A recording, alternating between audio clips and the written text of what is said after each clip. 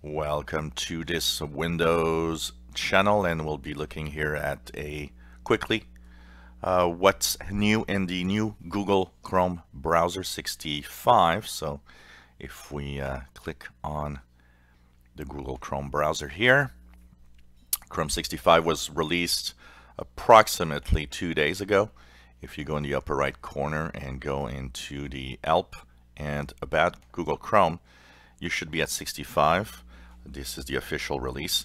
If you're not, you will have an update going on once you reach here, and it's going to update your version to version 65. This is for PC, Mac, Android, and iOS, so check it out. What's new in here? Visible changes, not really anything special in here. But on Chrome 64, we were talking about the fact that there was an ad block that was now enabled and would block intrusive ads that are really annoying.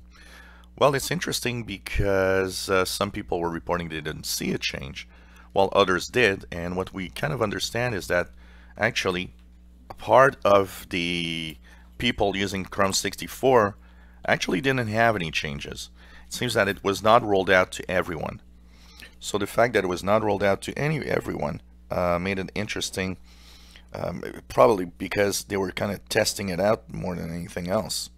So what is happening is that we now are at Chrome 65, and apparently now it is enabled for everybody. So if you are going to websites that have annoying or intrusive pop-up ads of all sorts, you might see a difference in this version if you did not see it on 64. Apart from that, lots of security features. There's new security features in here, and the way that it handles links, for example. So a few little things in there that will work. So basically, one of the things, first of all, that they are going to do, they will no longer trust certificates that are issued by Symantec's legacy PKI.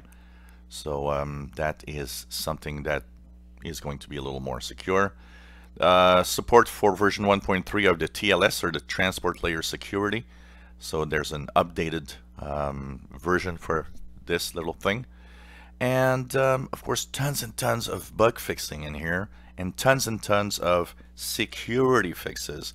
So just for the security side, update Chrome, because you are fixing tons of little security flaws that were discovered within Chrome 64. So there's a little things like that. As for other features, there's web authentication API that is included in Chrome 65. The AnyLink CSS pseudo class is enabled by default. On Android, the prompt for simplified view will support more content in accessibilities. CSS Paint API allows pages to programmatically generate an image. It's going to work. The document all JavaScript feature is now read-only, so that adds a security layer because you can't modify it or try to tweak it. And on Android, the preferred language for web content can now be set in the settings language. So check it out. It's of course Google Chrome. For most people, you will not see much of a difference, but there's actually a lot of changes, especially on the security side. If you enjoy my videos, please subscribe, give us thumbs up. Thank you for watching.